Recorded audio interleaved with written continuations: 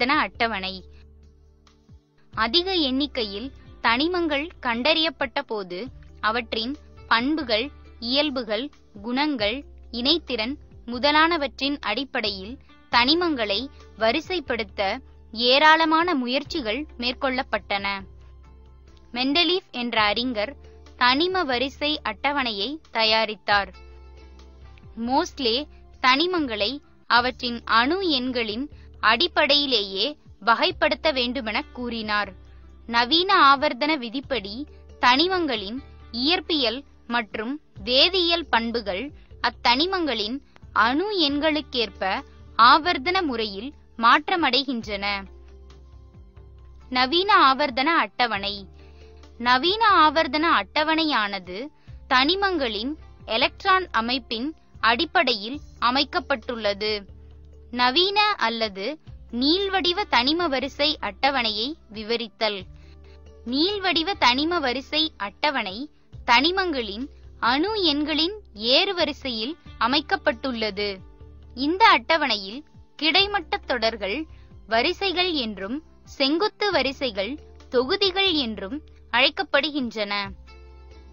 தொடர்கள் பற்றி அறிதல். கிடைமட்ட வரிசைகள் தொடர்கள் என அழைக்கப்படுகின்றன. தனிம வரிசை அட்டவணையில் 7 தொடர்கள் உள்ளன. முதல் தொடர் அணு எண் 1 மற்றும் 2. முதல் தொடர் மிகவும் குறுகிய தொடர். இதில் 2 தனிமங்கள் மட்டும் உள்ளன, ஹைட்ரஜன் மற்றும் ஹீலியம். இரண்டாவது தொடர் அணு எண் 3 முதல் 10 வரை. லித்தியத்தில் இருந்து நியான் வரை உள்ள இரண்டாவது தொடர் ஒரு குறுகிய தொடர் ஆகும். இதில் 8 தனிமங்கள் உள்ளன. மூன்றாவது தொடர் அணு எண் 11 முதல் 18 வரை. இதுவும் ஒரு குறுகிய தொடர். இதிலும் 8 தனிமங்கள் உள்ளன.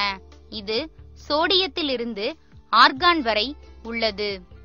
நான்காவது தொடர் அணு எண் 19 முதல் 36 வரை. இது ஒரு நீண்ட தொடர். இதில் 18 தனிமங்கள் உள்ளன, பொட்டாசியத்தில் இருந்து கிரிப்டான் வரை. இதில் 8 சாதாரண தனிமங்களும் 10 இடைநிலை தனிமங்களும் உள்ளன. ஐந்தாவது தொடர் அணு எண் 37 முதல் 54 வரை. இதுவும் ஒரு நீண்ட தொடர். இதிலும் 18 தனிமங்கள் உள்ளன, ருபீடியத்தில் இருந்து xenon வரை.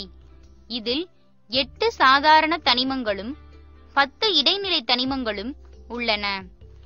ஆறாவது தொடர் அணு எண் 55 முதல் 86 வரை.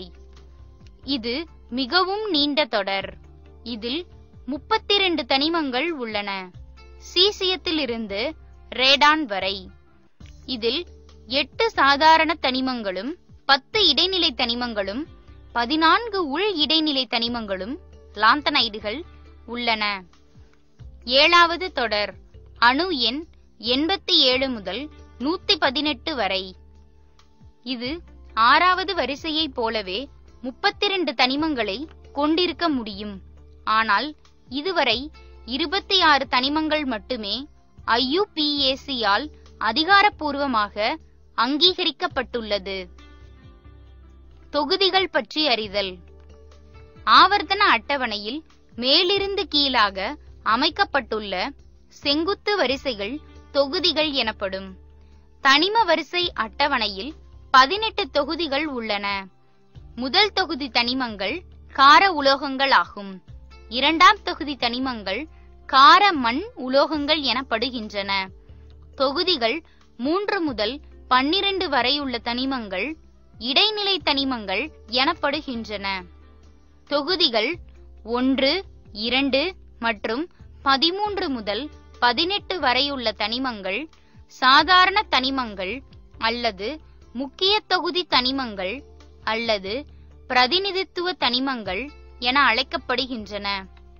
தொகுதி 16 உள்ள தனிமங்கள் சால்கோஜென்ஸ் குடும்பம் என அழைக்கப்படுகின்றன.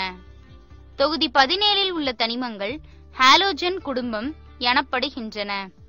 தொகுதி 18 உள்ள தனிமங்கள் உயரிய வாயுக்கள் அல்லது மந்த வாயுக்கள் எனப்படுகின்றன.